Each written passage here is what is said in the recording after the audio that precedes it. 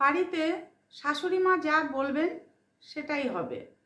শ্বশুরমশাই মাঝে মাঝে তার স্ত্রীকে বকাঝকা করতো, তুমি বউদের এত শাসন করছো, তোমার তো একদিনকে বয়স হবে, তখন বউরা যদি তোমাকে না দেখে তখন তুমি কি করবে? তখন শাশুড়ি মা বলেছিল, আমার বয়স হলে, আমার টাকা আছে, আমার বাড়ি ঘর আছে, আমি বিক্রি করে লোক রেখে আমি আমার দেখাশোনা করাবো, আমি কারোর ভরসা করি না। কিন্তু যতই টাকা পয়সা থাক, যতই সম্পত্তি থাক, মানুষের প্রয়োজন হয়, ভালোবাসার মানুষের প্রয়োজন হয় দেখাশোনা করার জন্য। শাশুড়ি তার ছেলেদের আর ছেলের বউদের আঙুলে করে নাচাতো, কিন্তু মেয়ে আর জামাইকে প্রাণের থেকেও বেশি ভালোবাসতো। তারা আসলে বাড়ির দহরম মহরম শুরু হয়ে যেত। তুই বউকে কিছুতেই বাপের বাড়ি যেতে দিত না, খুব কম, বছরে একবার কি দুবার, খুব কোনো অনুষ্ঠানে। তো দুই বউয়েরই খুব রাগ ছিল শাশুড়ির ওপর, যে শাশুড়ি মা মেয়ে আসলে এত আদর যত্ন করে, আমার বাবা মারও কি ইচ্ছা করে না, আমাদের বাবা মার ইচ্ছা করে না যে আমরা যাই, আমাদের কি ইচ্ছে করে না যে আমরা বাপের বাড়ি যাই? শাশুড়ি মার এ কেমন নিয়ম? এরকম দুই চোখ কেন শাশুড়ি মায়ের? ছেলেরাও খুব রাগান্বিত ছিল মায়ের ওপর, কিন্তু কথা বলতে পারতো না। তো বাবাকে ছেলেরা মাঝে মাঝে বলতো, বাবা তুমি তো মাকে বোঝাতে পারো, আমাদেরও তো ইচ্ছে করে একটু বাইরে বেরোতে, আমাদের বিয়ে দিয়েই সংসারে ঢুকিয়ে দিয়েছো।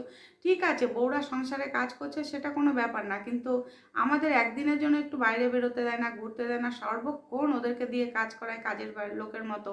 একটা কাজের লোক রাখলেও তো হয়, তাহলে ওরা দু যা মিলে রান্না করলো, তাহলেও হয়। কিন্তু মা না, কেন পয়সা উল্টোপাল্টা খরচা করবো, দুটো বাড়িতে বউ থাকতে কাজের লোক রাখবো, সেটা ভাবলে কি করে? তো যাই হোক, একদিনকে শাশুড়ি মা সত্যি সত্যি খুব অসুস্থ হয়ে পড়লো।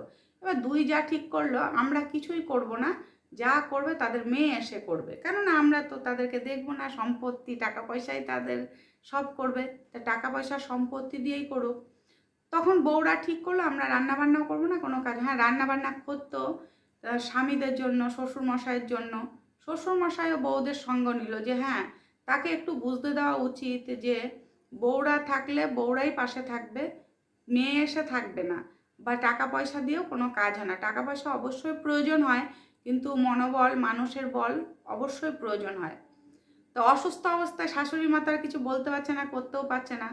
তখন স্বামীকে বলল, তুমি একটা লোক রেখে দাও। স্বামী বলল, আমি কোথা থেকে লোক পাবো, তুমিই তো সব চেনো, আমি কোথায় লোক পাবো? তাই স্বামী যেটুকু পারতো বউয়ের জন্য করতো, ছেলেরা এসে মাকে করতো, কিন্তু বউরা কখনো শাশুড়ির ঘরে ঢুকতো না।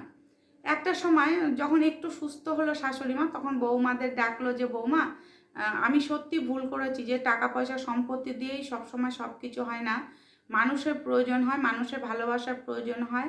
মানুষকে সুস্থ করতে গেলে মানুষের যে ভালোবাসাটা দরকার, মানুষকে যে আদর যত্নটা যার দরকার, সেটা তো আমি পাচ্ছি না।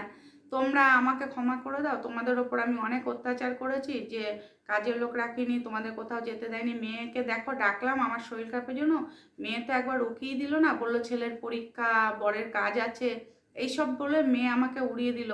মাকে একবার চোখের দেখাও দেখতে আসলো না, যদি তাদের করতে হয়। আমার নিজের মেয়েই যখন আমাকে দেখতে আসলো না, তোমাদের ওপর কেন আমি রাগ করব? তা আজকে থেকে তোমরা আমার সন্তান, আমার মেয়ের সমতুল্য, আমি লোক রাখবো, কাজের লোক রাখবো, রান্নার লোকও রেখে দেবো, আমরা সবাই মিলেমিশে হই হুল্লোড় করে আনন্দ করে জীবন কাটাবো, তোমরা আমার ওপর রাগ করে থেকো না মা। তখন দুই বউ শাশুড়ি মাকে জড়িয়ে ধরলো এবং বললো, হ্যাঁ মা, আজকের থেকে আমরা কাজের লোক রাখুন, ঠিক আছে, রান্নার লোক রাখতে হবে না, আমরা দুই যা মিলেই করবো, কিন্তু আপনি শুধু মাঝে মাঝে আমাদেরকে একটু বাইরে পাঠাবেন, একটু ঘুরতে পাঠাবেন, মেয়েকে যেরকম ভালোবাসেন আমাদেরকেও ওই রকম ভালোবাসুন, দেখবেন আপনি তার থেকে অনেক অনেক ভালোবাসা পাবেন। আমরাও তো কারোর বাড়ির মেয়ে, আমরাও তো আপনার বৌমা, আমি কারোর মা, তাহলে আপনি কেন আমাদেরকে ভালোবাসেন না? আপনাকে আমরা কতটা ভালোবাসি, কতটা সম্মান করি, কতটা শ্রদ্ধা করি, কিন্তু তার এক অংশ আপনি আমাদেরকে করেন না, সবসময় কাজের লোকের মতো আমাদের সঙ্গে মেলামেশা করেন, সবসময় অর্ডার করেন। কেন? ভালোবেসে একটা কাজ বলে দেখুন, আমরা ঠিক করে দেবো।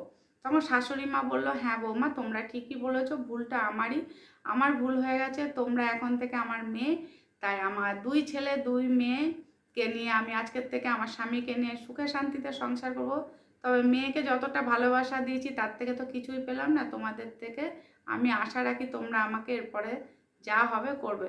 মানুষ যখন ঠেকে, মানুষ যখন বিপদে পড়ে, তখনই কিন্তু আসল মানুষকে চিনতে পারে।